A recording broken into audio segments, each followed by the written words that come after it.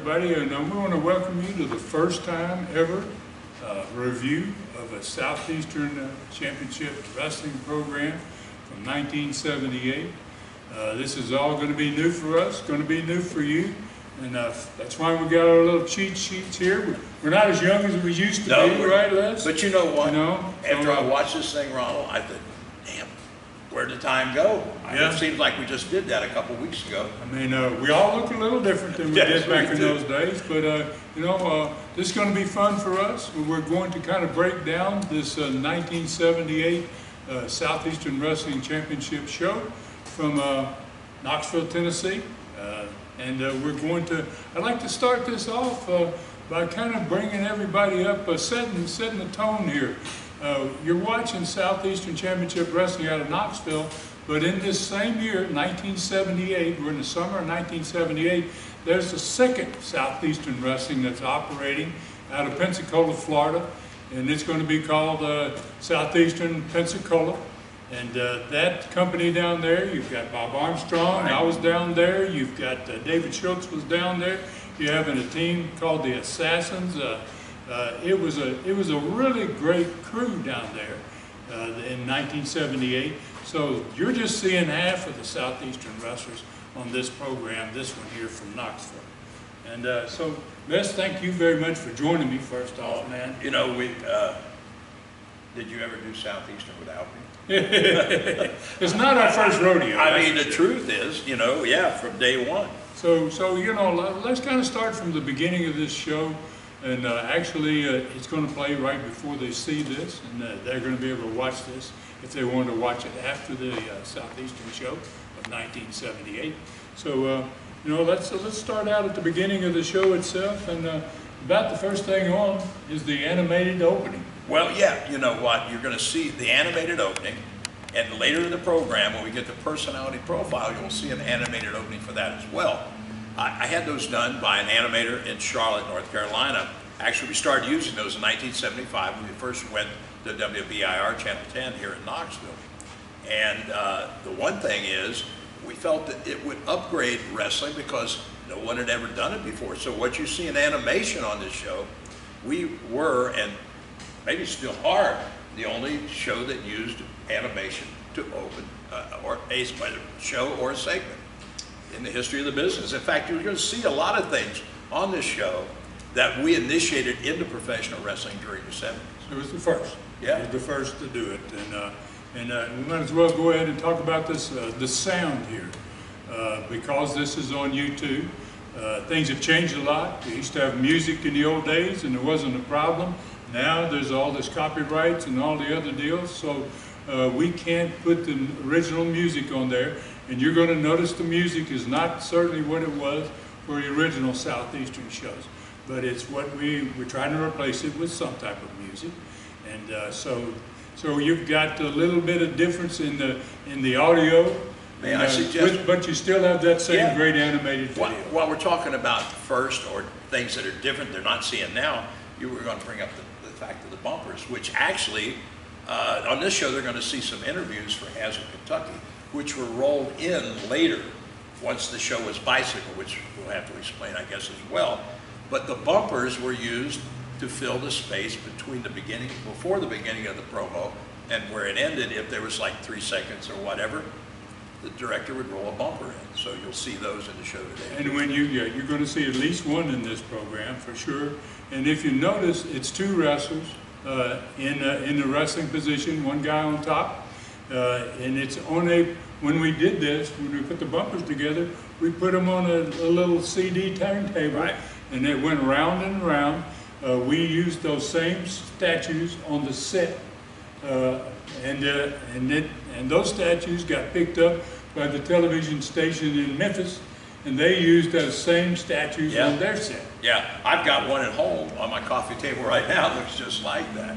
So there again, those had music to them. Music's been changed, or either it's been totally replaced, and that's in order to meet all the requirements of putting them on YouTube. Should we get right to the opening here? Yes. All right. You're going to see in the opening, coming out of the animated film, Rip Smith is joining myself and my co-host, Phil Rainey. Phil has passed away about 10 years ago. But Phil was an on-air personality in Knoxville over the years as a sports man on news, and he was my co-host on the show for quite a long time. Rip Smith was just actually getting his feet wet in the business. He was young, just getting started, and if you're watching by chance the Stallone movie Paradise Alley, which was about wrestling on TV or on the cable somewhere, you'll see Rip is in that movie along with Terry Funk as well. Yeah, and you also see that there's a still shot behind Les and Phil Rainey and Rip Smith. There's a big still shot. And that's the way we open the program. And in my studcast, I keep talking about the still shot. So this is a great example of that still shot that's there. And then when the director gets ready, he puts that still shot in action, and he went right on into the video. They fade us out. Now that background, the set, had 3 sides. I had a pedal under the desk that I could turn it. We had one side with pictures of some of the current stars. The second side had the big Southeastern logo, and the third side was a chroma key blue, which was up behind us as you'll see the show open. That's it. So, so basically, we've got through the opening there, and I think we go into our first match, which was going to be Condrey and Hickerson, managed by Ron Wright, and they're against Kevin Sullivan and Ted Allen. And Ted Allen, Ted Allen, and he's actually does pretty good job in this match. Yeah, Ted was an experienced wrestler at the time, or I guess you'd say a preliminary wrestler at that particular time. Good third baseman too. He played softball with us in the summer. But anyway, Ted also, if you don't know, was the trainer of Arn Anderson, Scotty Riggs, and a big boss man. So more to Ted than just the fact that he himself was a wrestler. And Ted has passed away as well. And then pretty quick recap of this match for me, Les. I don't know if it's that way for you, but I thought it was a great match. I saw a whole lot of teamwork between Condrey and Hickerson. That was excellent teamwork. Once they started to work Ted Allen's arm, I saw Condrey do something I'd never seen him do before or since, where he got tagged in. He was on the outside of the ring, and Hickerson had Ted's arm stretched out, and he did a flip over the top. Yeah. Both of his feet came down on Ted's arm. What you'll see is, and there's 2 tag matches on this program, and in both of them you're going to see the teammates switching in and out a lot more frequently than you'll see that today. And basically that's telling the story that if you're on offense and have the advantage, you're going to try to keep it and keep your fresh partner in the ring. And for those that are Studcast fans, and I always talk about Ron Wright, I imitate his voice so much. Thank goodness Ron Wright went to the desk with you in the beginning of this. Well, he was but he would float to the ring to try to help his boys, and then he'd float back and throw in some commentary. Yes, if Ron Wright was in the building, you were going to hear him. That was the whole story. He was going to get his camera time. Probably the biggest heel in East Tennessee in the history of professional wrestling. This guy started hot. I first came into this territory in 1968 when John Kazana still had it.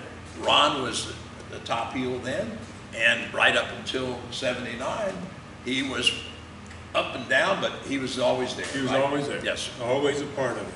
On the end, first instant replay you saw.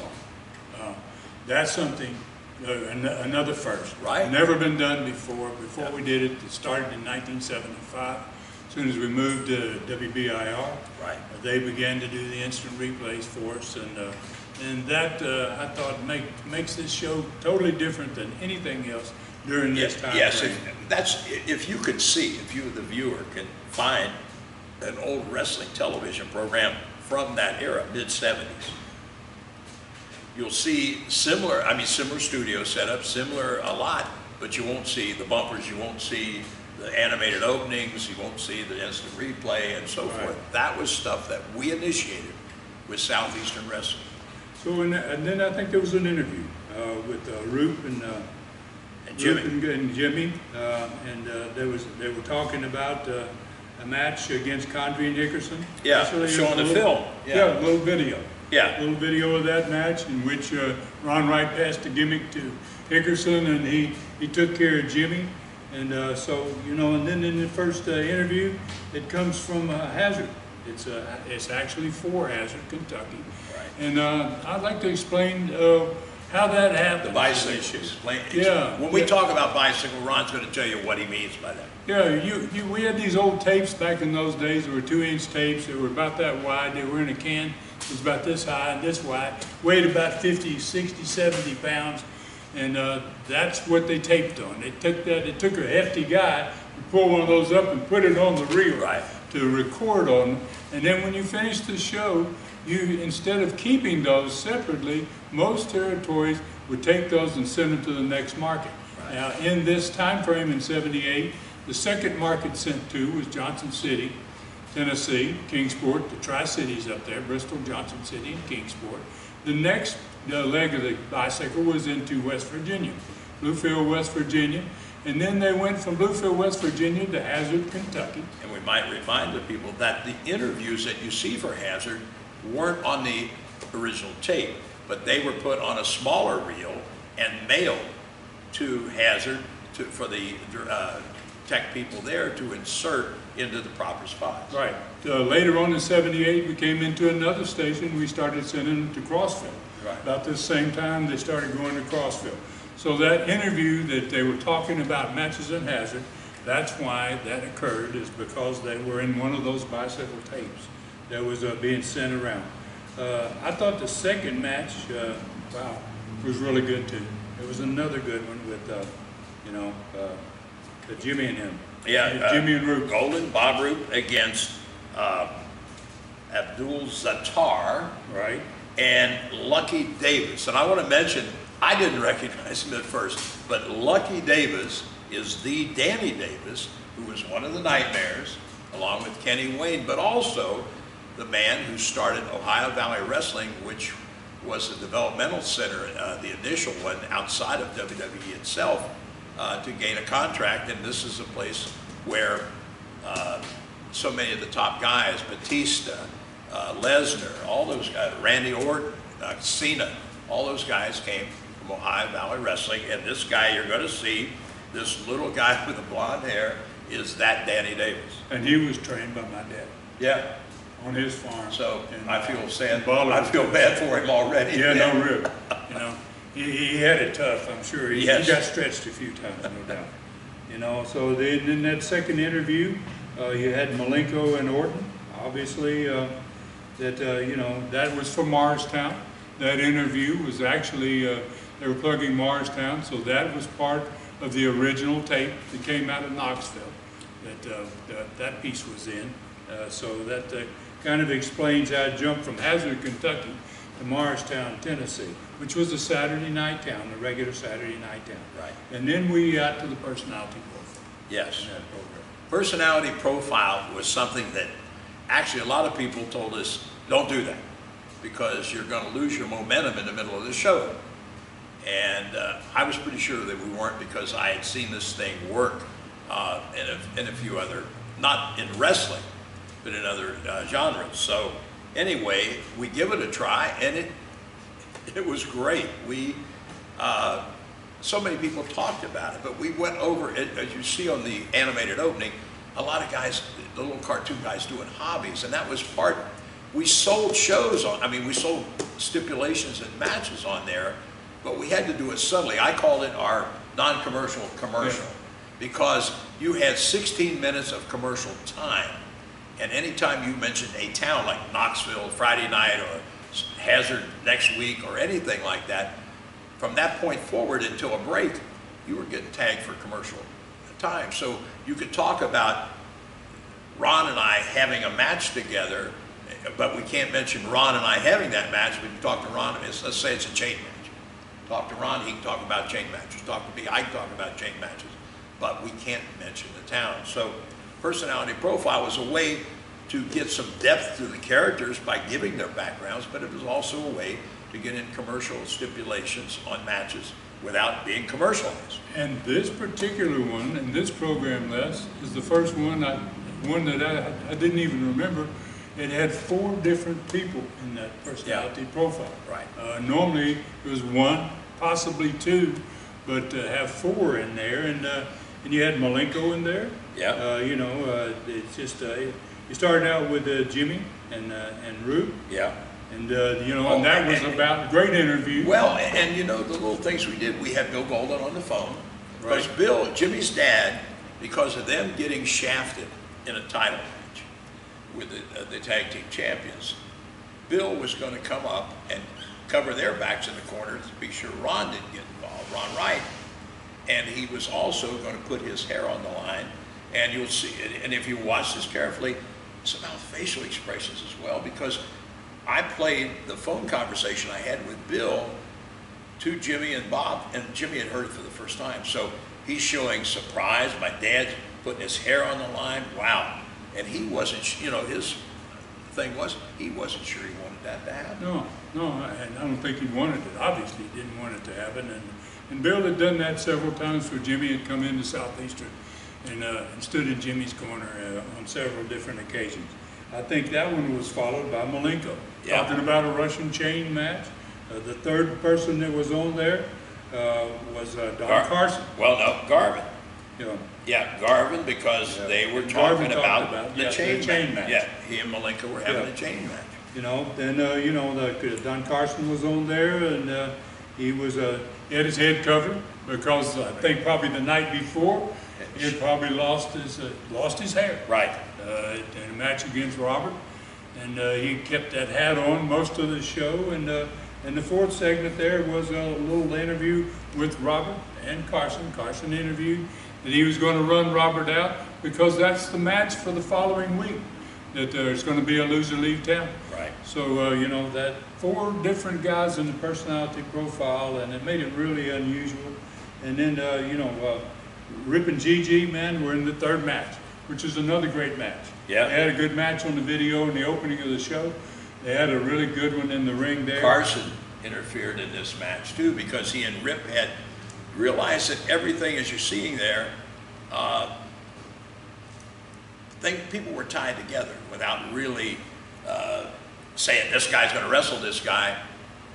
It was more subtle. It wasn't like, bang, we're going to hit you in the face with it. But you could see the tension or the competitiveness between these two teams grow through the show. Yeah, and storyline. I keep preaching that on Studcast. And what's going to happen here on Southeastern Rewind is these TV shows going to be shown in the sequence in which they were released, and that's going to make this Southeastern Rewind channel totally different than any other YouTube wrestling channel, because you watch one show in Southeastern and then you watch another one, it's 2 years later, it's totally different guys, there's no connection between the two. But when you show those shows in sequence, you get the storyline, and that's why fans are going to love these shows, is because they're going to get involved, they're going to get really involved in it, like a soap opera. Sure. It's an athletic soap opera. To kind of tie the generations together too, Ron's using the current expression, storyline. But if you hear us mention angle, that's the word for storyline in 1970. And we were doing a lot of angles. We were, days, and really good ones. Yes. Yeah, ones that made sense. So we get down there, after that Carson match, we're going to have that Ronnie Garvin match. And wow. We had Stomper and Carson on a promo. Yes. Stomper, we can't, my God. First and only time he was in that show, and it was very unusual for him not to have a bigger part than that. So, well, when he first came to the territory, it was the January Battle Royal, right? The New Year's Battle Royal, and he was like a juggernaut. He won the Battle Royal. The first time the fans in this area had seen anything like Archie Goldie, the Mongolian Stomper, and man, just that quick. Talk about solidifying his position. He got over. That's Yes, what it is. The old word is, wrestling jargon, he got over in one night. Like $1 million. Like $1 million bucks. In fact, at the end of his match, he left the ring, and the fans all started running down into that area of the Coliseum, and he made a run at them, and they panicked. I think people got hurt. They ran into each other and fell down. It was really tough. Great experience, a great worker, and he really established himself right off the bat. Then the last match, I think, was Ronnie Garvin in this program. And Ronnie was really at his top of his game. You got to realize he came in to the territory as a heel. And the storylines built and built, and he got over so strong, it wasn't that the office turned him into a babyface, the fans turned him into it, which, believe me, is the best kind. When a fan turns a guy, it's the hottest babyface in the build. I've seen it with so many guys in so many territories. And so Ronnie was over like $1 million, as the old expression goes, as a top babyface here. Yeah, he had been Mr. Knoxville. He'd already been turned to babyface. He'd turned heel. He was heel, turned babyface, then went back to heel again as Mr. Knoxville. So he was back and forth, but he was a critical element. And when you watch that match, Ronnie was really. Ronnie was a little stiff. You know, guys didn't like that's a good word. It's kind of like me, and I had the reputation of being a little stiff. Ronnie was stiff too, and yes, you were. And you could see it in the ring, and you know that's why he got over. What I used to say, I know that I worked with Ronnie Garvin the night before because when I went to shave the next morning, I could see his handprints all over my chest from the chops. That used to happen. But you know, we want to mention too, his opponent, Steve Kyle, I believe wrestled later on as Steve Lawler, and was Jerry's tag team partner for a period of time as well. So, you know, that's the thing too. We're trying to help you with the history because some of these people that you're seeing as wrestlers here went on to be administrators, to be trainers, to be managers, to run territories. I mean, yeah, a lot of history in these shows. Absolutely. A lot of history in that one show right there in particular. And obviously, there's at the end is the usual interview for the main event. Malenko and Ronnie Garvin are going to be in Hazard. Right. The commercial is for Hazard, but they are in the main event in a chain match, a Russian chain match, and that's pretty much the show. Now we want to talk about. We lost another great guy recently here. Well, yes, from where we're taping this yesterday. Probably one of the greatest masked men ever in this business, and a mentor for me. I first wrestled him in 1963, for God's sake. Jody Hamilton, one of the assassins, passed away. And we want to send our sympathies in regards to Nick, his son, and his wife, and all his fans and friends. Joe was a big part of this territory when we were first getting started. He was huge. Joe was here. He worked at Southeastern in Knoxville. He came to Southeastern in Pensacola. He worked with Continental. He worked with just about every company I ever did. And what a tremendous guy. And not only him, but in this show, in 1978, Ron Wright is no longer with us. Ron's passed away. Ted Allen has passed away. Gorgeous George Jr. Don Carson. Malenko, I think. Malenko. So, you know, I mean, and we're lucky to be sitting here. Are we ever? You know, the Lord has been good. And real happy to be here. And I hope everybody out there enjoyed this first one. I know that it was the very first one on the Southeastern Rewind, the first television show. It had 2,000 views in the first 3 days. It's been the biggest thing we've put on there yet, and I've been promising that the wrestling TV shows are coming, and we are getting it. This is the review of that first show, and we're going to be now bringing you first, before any of the other companies, USA Championship Wrestling from 1988, Gordon Soley and I as commentators, the Armstrongs, a tremendous group of talent, Buddy Landell, Doug Furness, the RPMs, wow, it just goes on and on. Johnny Rich and Davey Rich, the Party Boys, Hector Guerrero. It's just a real litany of stars that are going to be in these USA programs, and that should start very soon, first one. And I want to say that Ron and I will tighten our presentations here as we go along, because we're just getting our feet wet doing this, but that's one of the things that we want to do as well, is sit down and break those shows down for you and kind of give you some of the background of the performers, as well as some of the history of the matches and so forth. So thank you very much, all of you, for being with us today, and as Les practically did there. We apologize a little bit for the way we presented this one, but we're going to be working on making our game tighter, and at the same time, we're going to start bringing you wrestling TV shows in sequence. Never happened before, and I think you're going to really enjoy watching them as they were produced. And thanks for being with us, and join us again next time, please.